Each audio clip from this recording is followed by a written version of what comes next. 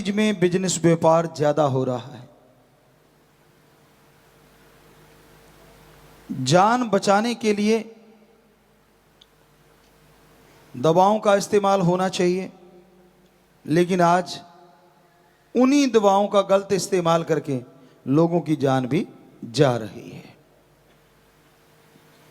जिसे ड्रग कहें, नशा कहें, बच्चे उसको उसी रूप में लेते हैं और फिर बुरा हाल हो जाता है। बहुत से ऐसे माँ बाप जो इस लम्हों से गुजरे होंगे, जिन्होंने उन पलों को जिया होगा जब उनके सामने उनका घर का चिराग, बेटी या बेटा, नशे की वजह से तड़प तड़प के मर रहा या मर रहा था।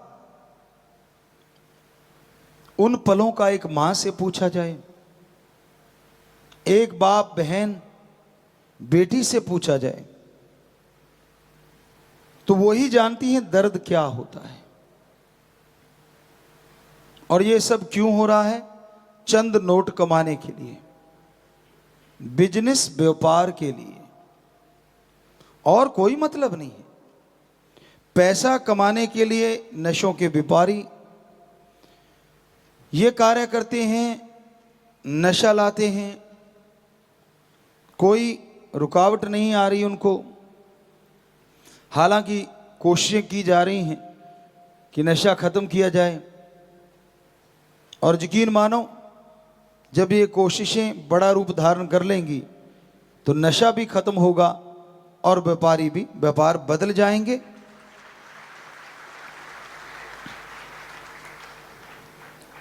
व्यापार के लिए बहुत विभाग हैं, बहुत सारी और चीजें हैं। तो परमपिता परमात्मा अपने संतों द्वारा अपने दया का, अपने रहमत का पैगाम भेजता रहता है कि भाई सतगुरु राम दयालु है।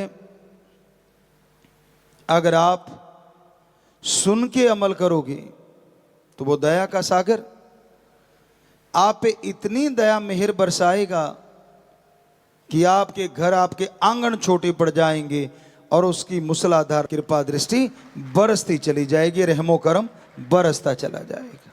उसकी रहमत कैसे बरसती है?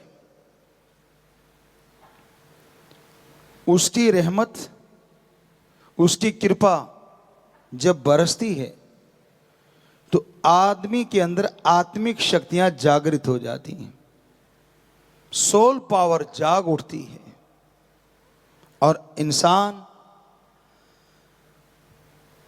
वो सोच लेके आता है जो उसने कभी कल्पना नहीं की होती।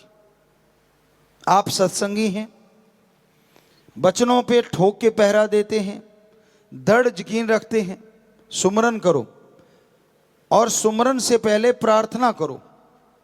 पढ़ने वाले बच्चे पढ़ाई की, बिजनेसमैन व्यापारी अपने व्यापार की, यानी जो भी आप अच्छा कर्म कर रहे हैं। किसान भाई बीज बोने से पहले कि मेरे मालिक हे मेरे राम, बीज बोऊंगा, फसल बन के ये मेरे पास आए और इसका कुछ हिस्सा तेरे बच्चों में लग जाए, मुझ पे कृपा करना, मुझ पे दया में रहमत करना। और फिर करो सुमरन, चाहे बिजनेस करते हुए, उसके बाद पढ़ाई करो या बीज डालो। यकीन मानो फायदा लाजमी होगा। लगातार सुमरन से फायदा बढ़ता ही जाएगा।